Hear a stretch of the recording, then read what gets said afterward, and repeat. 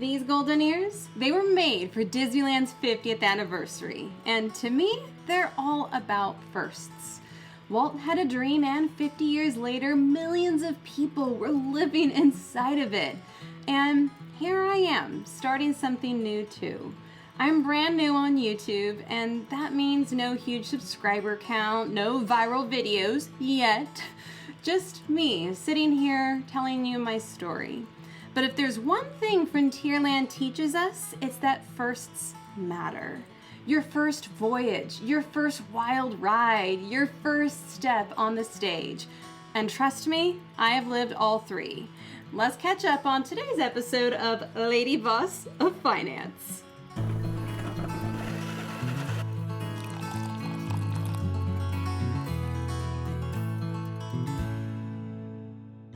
Let's start with my very first voyage, the Twain Riverboat.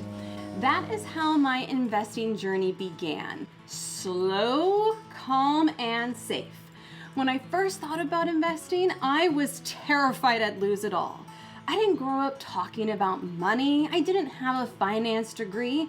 And the idea of putting my hard-earned money into something I didn't control, that just felt reckless. So I did what felt safest. I bought a diversified index fund and then created a smart and safe diversified portfolio.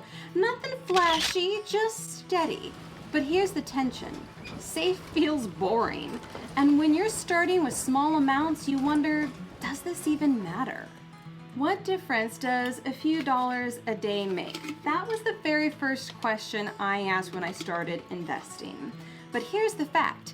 Even $5 a day invested in an index fund, it grows to something like $7,000 in just 3 years.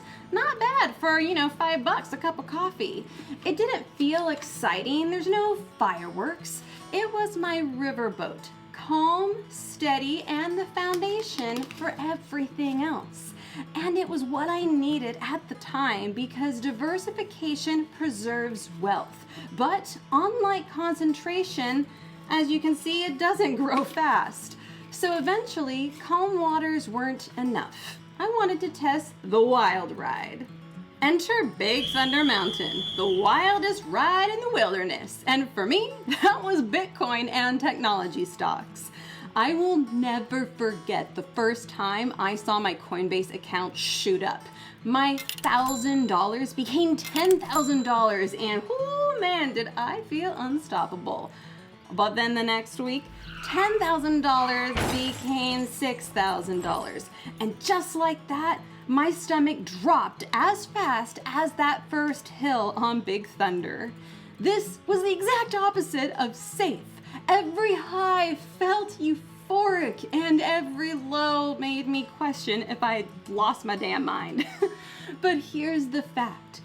Bitcoin has dropped more than 80% multiple times in its history, but it's also been the best performing asset of the last decade.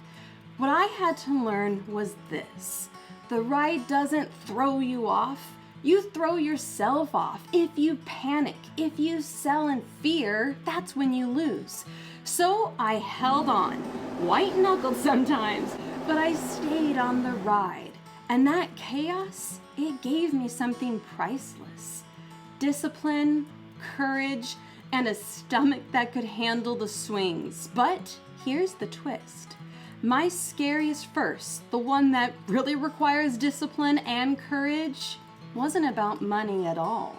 My real stage fright, it came right here on YouTube. Hitting upload on my first video, which explains Bitcoin like a Birkin bag, it felt like stepping on to the golden horseshoe stage. The lights were on and the room was silent. And I thought, what if no one claps? What if I fail in front of everyone?